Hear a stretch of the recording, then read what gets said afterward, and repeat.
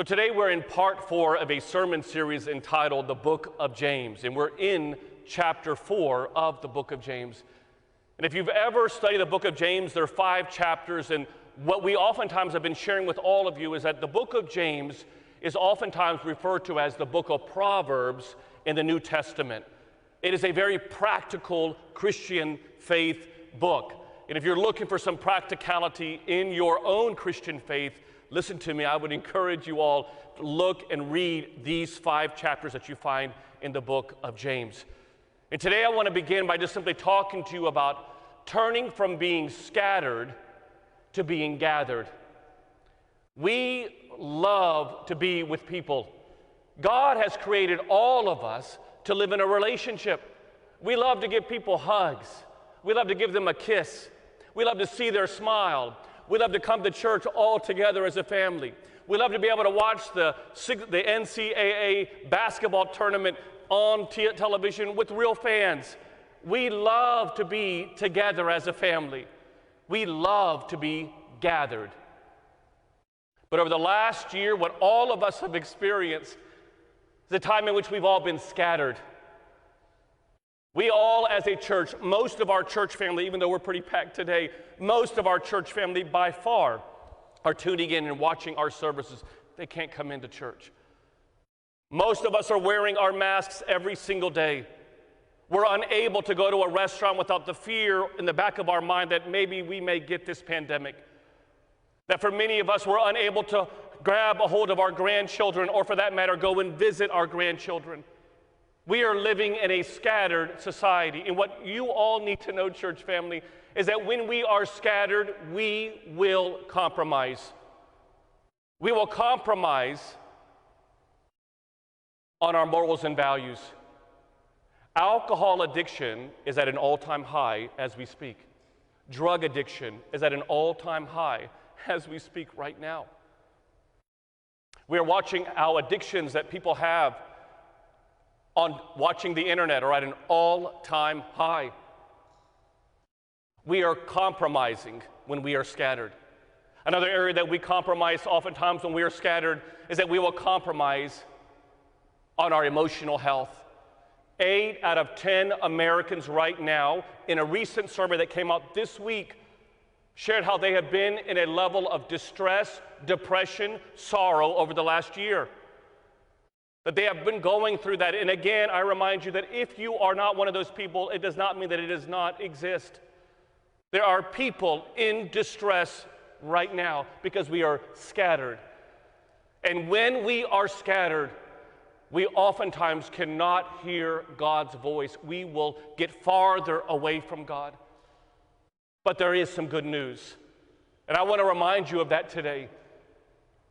That in our life, friends, if we want to find God's way back, we've got to make some choices today. I like to say it like this: if you don't find God's way back, the devil will give you his way down. And for many people in this world right now, we are seeing that. And James chapter 4 is talking to a people just like us who are scattered and who are making some bad choices, who are compromising. Let me just read to you what it says. Chapter 4, verses 1. It says, James says, doesn't this anger battle you on the inside as you fight to have your own way and full of your own desires? In other words, the people have been scattered and they start now bickering amongst each other. You are ending up being jealous of what others have so you can begin to see yourself as better than others. He's just showing how they're compromising because they're scattered. He goes, you scheme with envy and you harm others out of your own selfishly to obtain what you won't simply ask God for. And if you ask, you're not going to receive it because you're asking with the wrong motives, seeking only to fulfill your own selfish desires. And we can see a world over the past year that has been very self-centered. Focus then on what you do have and fight to be grateful. You have become spiritual adulterers who are having an affair, an unholy relationship with this world. Don't you know that when you are scattered, you will flirt with the world's desires? You will compromise on your morals, your values, which will place you at odds on the other side against God.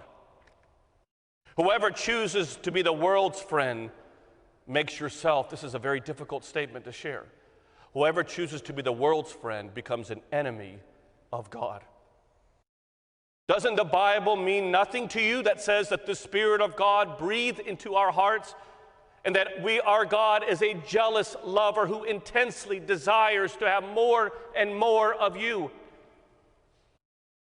And then he concludes by saying, God resists when you are a proud person, but he pours out your grace when you are humble. So then surrender everything to God.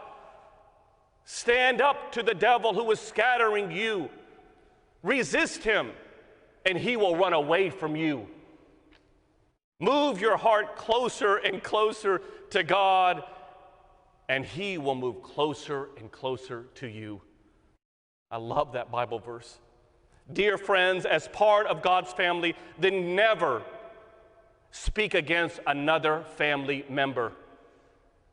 For when you go after and you speak negatively about your brother or your sister or a family member, you violate God's law.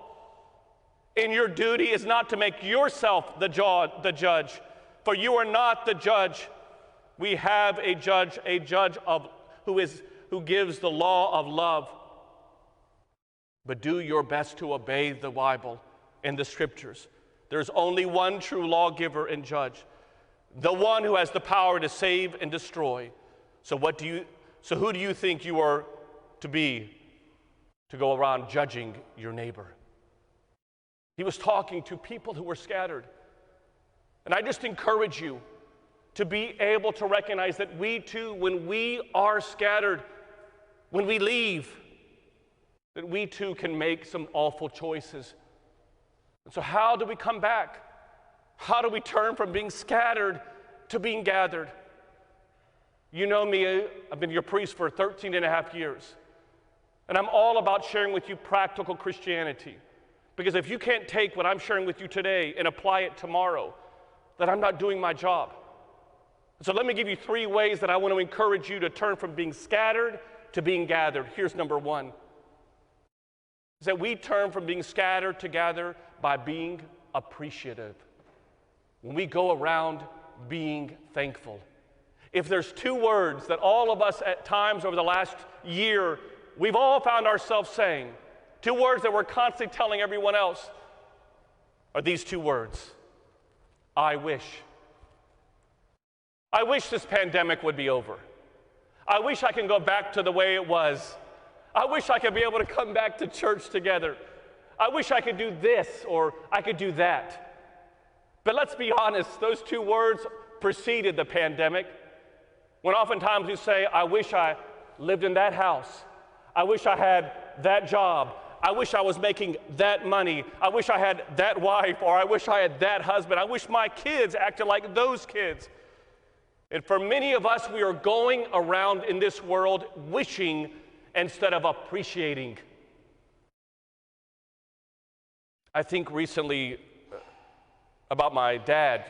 I remember when my dad was sick, I used to love to leave church after work and go to my mom and dad's house. And I used to love to just hold my dad's hand. And, towards the end of my dad's life, he was not communicative. He was very, very tired. And I would sit there and just rub his hands over and over again. Just loved to just spend time with him. And my mom would say to me, Nick, you need to go home to be with your family. And I'd say, no, I just want to spend more time with Dad. Just want to spend more time with Dad. Because I knew that my time with him is limited. That he wasn't going to be on planet Earth that much longer. And I think to myself that so much of what we take for granted in this world, our family and our friends, sometimes we don't learn to appreciate them till the very end. Can I just give you a word of encouragement? Someone is praying for what you are taking for granted.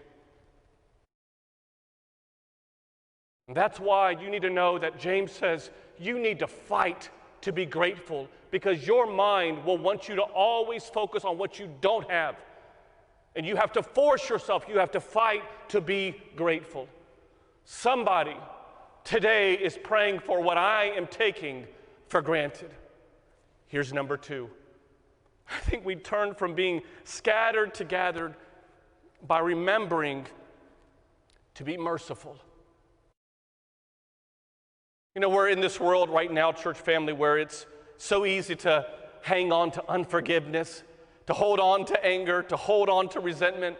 Many of us are journeying in our life rehashing the previous chapters of when people upset us and offend us.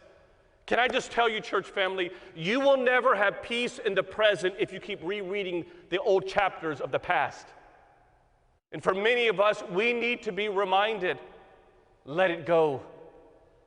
Many of you may remember years ago, my daughter Gabriella was invited. Well, she wasn't really invited. She came along with me as we were being interviewed on Channel 12 News. And we were on this talking about how Christians were battling oppression and being persecuted all over the world. And it was right at the time where that movie Frozen came out. And so as I was having a conversation with the bishop of the Catholic Church on live television, and we were being interviewed by the news anchor, the camera panned a little bit and saw Gabriella, and Gabriella saw herself on all those big televisions that they have as you're being interviewed, and she just started singing her favorite song at that time, let it go, don't hold back anymore, just let it go. Can I tell you, maybe we need to all let it go. Oh, Father Nick, they did it to me again. They upset me. They came back after me. Oh, they did? Let it go. Father, they've done it 4 times. They keep doing it over and over again. I'm so sorry about that. Let it go. We have to learn to let it go. I love this prayer that we have during Lent. It is called the Lenten prayer. The Lenten prayer of Saint Ephrem the Syrian. You should all memorize it. We gave this out last week, and if you want one, let us know. We'll send it to you by mail. It says this, O Lord and Master of my life. In other words, Lord, you are the master over my life. And then one of the lines says this, Lord, grant me that I can start looking more and more at my faults and stop judging my brother and my sister. Maybe all of us need to do just that. St. John Chrysostom, in talking about fasting, he says this, do you fast? Show me. How, St. John Chrysostom, do we show you how we fast? And then he says this, let the mouth fast from foul words and criticism of others. Nowhere does he say meat and dairy products. Just fast from using foul words and being critical of others. For what good is it if we abstain from, and this is sharing their dietary restrictions, for what good is it if we abstain from birds and fish, but we bite and devour our family? I'm just encouraging you all, let us be merciful. And here's number 3. We shift from being scattered to gathered by remembering to be grateful, by remembering to be merciful. And the third one is to get close to God, to get close to Him. Every time that we have seen over the last year are so many struggles that people are facing. And for many people, as I mentioned earlier, they're dealing with depression and distress. But do you know that 9 of the 35 miracles in the New Testament that Jesus performs are all about dealing with people who are scattered in a storm? It's all about bringing them back and knowing that only God can calm the storm. And for many of us, we journey through life, and we're all about standing up when we don't have problems, standing up and talking about how great it is when we've got no problems. But just maybe, all of us need to do this more and more. That way we could travel the 22 inches from where our knees hit the ground and say, Lord, I need you. I am in distress. I am feeling scattered. I need you. Because that is what Lent is. Lent is you putting a coup on you. It is allowing you to no longer be the king of your life and allowing God to take his part in your life. I need you. A beautiful Lenten hymn that we sing on Monday nights says this: Lord of the powers, be with us. Listen, for in times of distress, Lord of the powers, be with us. In times of distress, we don't have anyone else but you. Lord of the powers, be with us. We have no other help but you. Lord, I need you. I leave you with this. Today is the Sunday of Orthodoxy. It's the very first Sunday of Great Lent. And in a few moments from now, we're all going to process around with these beautiful icons. And in these icons that you're going to see are the lives of saints. There are people that are holy. And in many ways, they're people just like you. They are people that oftentimes were also scattered. And that the reason why in the Orthodox Church we have icons, and eventually in this church we will have icons over all of the wall, is not beautiful artwork. We're not coming to a museum.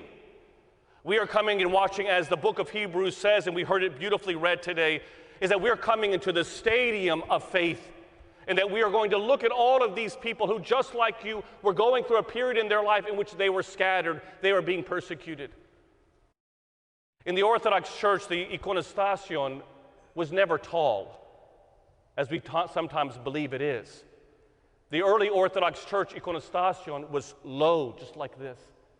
And eventually we will have a tall icon screen. But do you know why? One of the reasons why they wanted to have a tall icon screen like we had in our old church is because you would always be able to look at people who were scattered and then became gathered. And maybe, just maybe, as you look at these icons today, that they don't become just simply saints that you just look on a piece of wood, but they become a mirror of who you are called to be.